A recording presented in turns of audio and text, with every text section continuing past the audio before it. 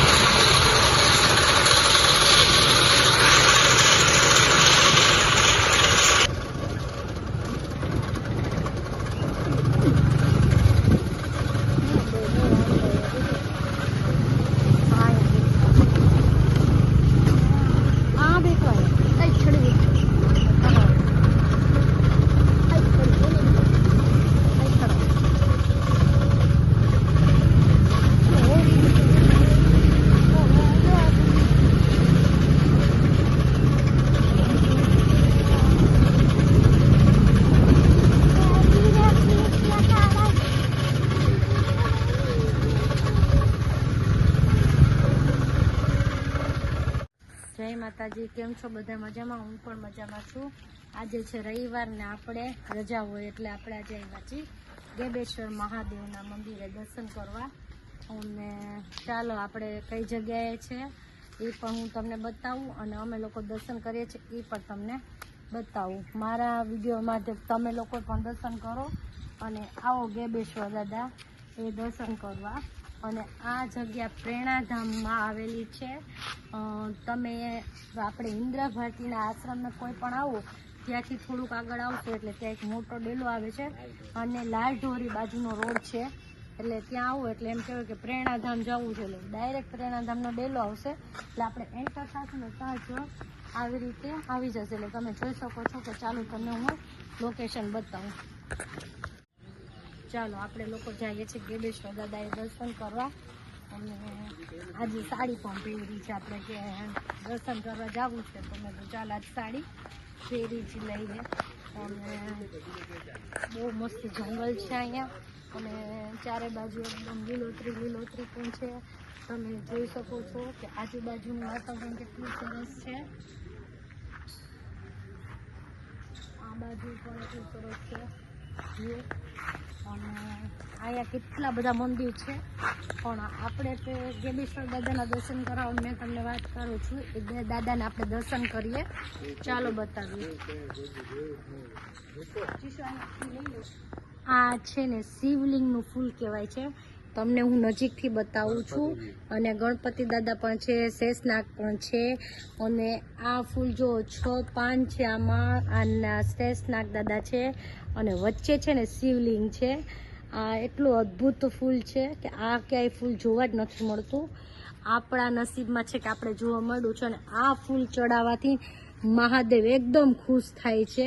એટલે નો સંજોગે જ આ ફૂલ જોવા મળે છે. આનું ઝાડ જોવા મળે છે. આપણે પહેલી વાર જોયું છે, આપણે ક્યારેય જોયું નથી. પણ તમે નજીકથી જોશો ને તો તમને ખ્યાલ આવશે કે આમાં જુઓ રીસરની શિવલિંગ છે અને થાલો છે, શિવલિંગ છે અને એકદમ મસ્ત છે. આવું ફૂલ મેં ફર્સ્ટ ટાઈમ જોયું છે, મેં ક્યારેય જોયું નથી. એટલે આજે મેં જોયું છે એટલે હું તમને મારા વિડીયોથી માધ્યમથી બતાવું છું કે આ ફૂલને શિવલિંગનું ફૂલ કહી શકાય છે અને શિવજીને ફૂલ આ ચડે છે અને શિવજીનું પ્રિય ફૂલ છે આ. અને પછી મારા હસબન્ડ છે ને ડેલી અહીંયા પૂજા કરવા આવે છે, પ્રેરણાધામ ગેબેશ્વર દાદાના કેટલા વર્ષોથી અહીંયા આવે છે.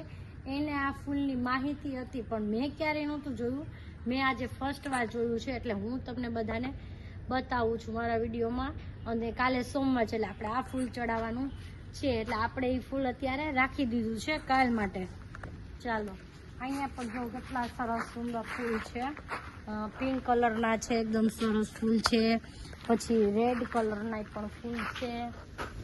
અહીંયા ફૂલ ઝાડ એટલા બધા છે અને આસોપાલવ છે અને આ બાજુ બીલી છે, આ બીલીપત્ર છે જે આપણે અહીંથી બીલી ઉતારીને દરરોજ પૂજામાં લઈએ છીએ.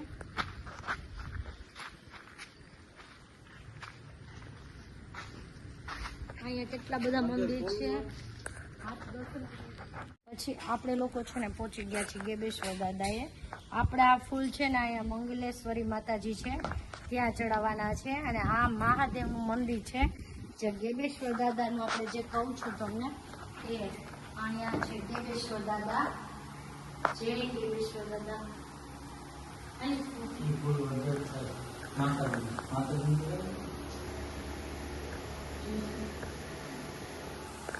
દાદા પેલા આપણે ફૂલ ચડાવીએ માતાજીને.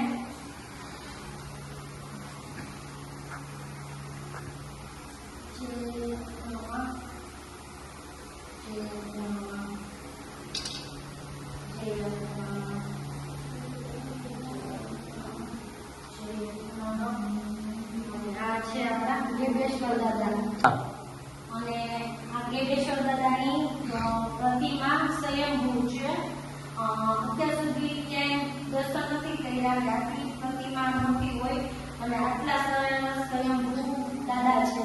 એટલે આપણે આજે છે ને ગેબેશ્વર દાદાના દર્શન એટલા માટે જયા છીએ કે શ્રાવણ મહિનો ચાલુ છે ને તો અમે ત્યાં આવીએ છીએ, ઘણીવાર દર્શન પણ કરીએ છીએ પણ આ શ્રાવણ મહિનાનો દિવસ ચાલુ છે એટલે આપણે છે ને આજે મેં કીધું ચાલો દર્શન કરવા જઈએ છીએ તો આપણા દ્વારા બીજા પણ કોઈ દર્શન કરી શકે છે અને આપણે પણ કરીએ છીએ. તમે લોકો જોઈ શકો છો ને.